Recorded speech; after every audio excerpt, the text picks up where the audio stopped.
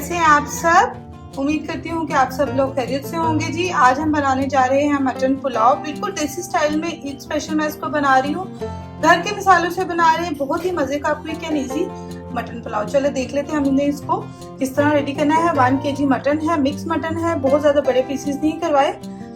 ये देखें छोटे छोटे मटन के पीस के मैंने करवा लिए। 1 kg मटन चाहिए।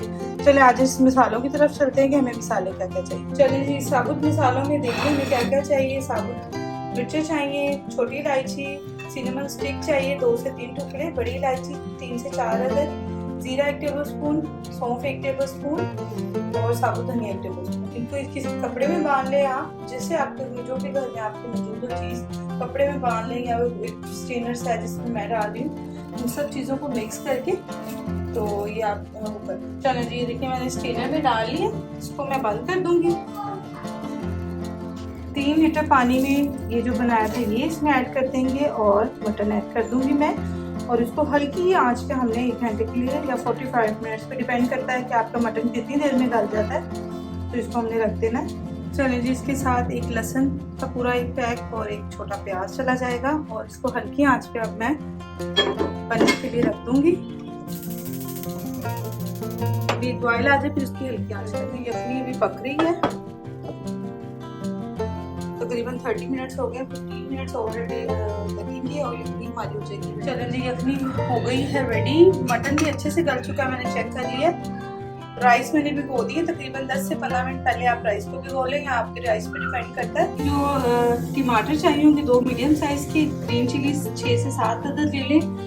और जो स्पाइसेस हैं उसमें देखें सिर्फ crush chilli 1 tablespoon, salt to taste डालें, मैंने 1/2 टेबलस्पून मैंने डाला है। और इसका मटन का ही अपना टेस्ट आएगा और ये इतना बेहतरीन पुलाव बनेगा।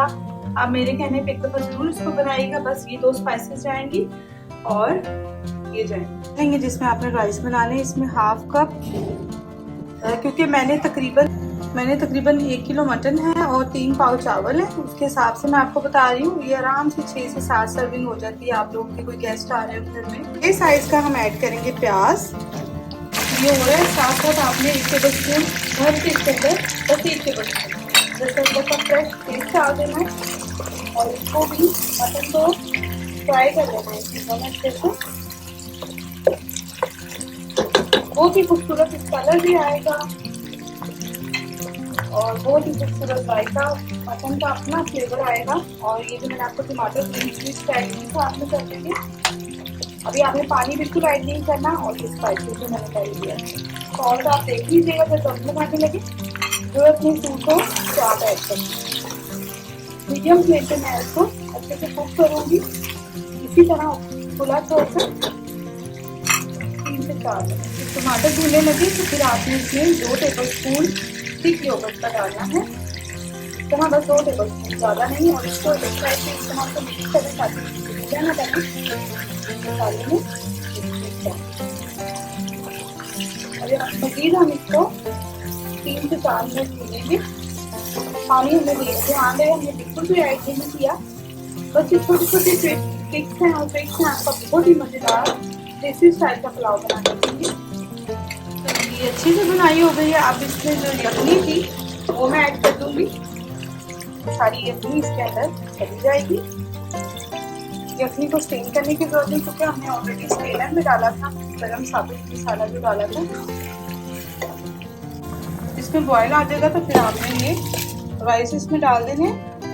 चले जी, चावल मैंने डाल दिए हैं। पानी मैंने इसमें थोड़ा सा और डाला है क्योंकि मटन गलने में काफ़ी लग गया था। आप अपने चावलों के अकॉर्डिंग, जैसे 2 गिलास चावल है तो आप 4 गिलास पानी डाल सकते हैं। मैं हमेशा अंदाजे से ही डालती हूँ।